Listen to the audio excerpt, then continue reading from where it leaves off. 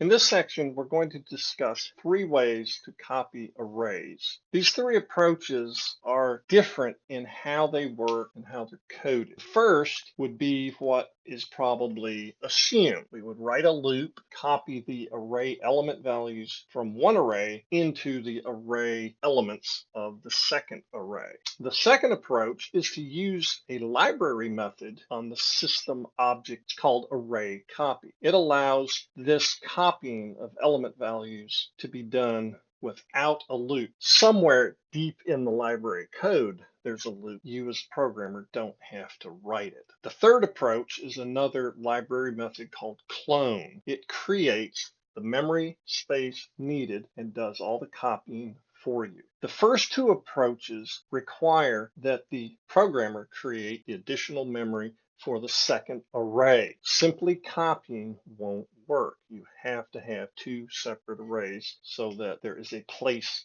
to copy the element values. The clone method does that memory allocation. Programmer doesn't have to. The first two approaches allow partial copying. For example, if we had 100 elements in our array to copy from, and we only wanted the top 20 values, let's assume they're sorted, so they would be at indexes 80 through 99, we would start copying at index location 80 and copy for 20 elements. The loop and the array copy will do that. The clone method will not. The clone simply creates a second version that looks exactly like the first. Because arrays are objects, they have a reference variable and they have a location in memory where the element values are stored. If we assume this array, numbers, 1, 2, 3, 4, 5, and a reference variable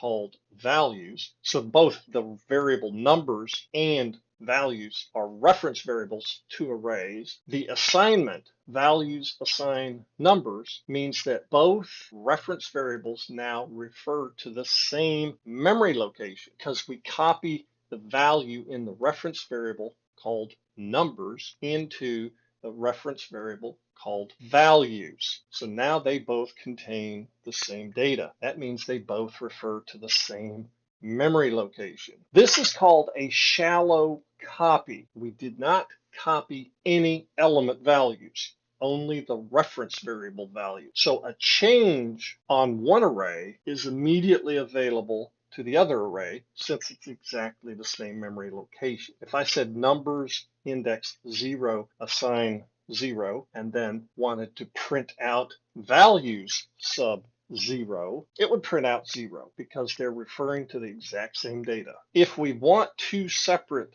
arrays, like the clone method, we programmers would have to create it ourselves if we did not use clone. We would create a new array by saying values assign mu int 5. So it would create an integer array of 5 elements. The enhanced for loop is a bit awkward when trying to copy due to its read-only nature. Because we're going to modify element values, use the normal 3-section for loop, such as this example. A very simple loop to copy the element values from one array to the second array. Because memory space was obtained for the values reference variable, that means numbers has a location in memory where it stores its element values, and values has a separate location in memory where it stores its element values. When we copy the values from numbers to values, we get what's called a deep copy. The reference variables have different data in them. They refer to two different memory locations. The element data is copied from one to the other so that at the moment they both look the same. Now, to use the example I did before, if I said numbers sub 0 assign 0, and then I printed out values sub 0, we would print out the value 1 because although I modified the element value in the array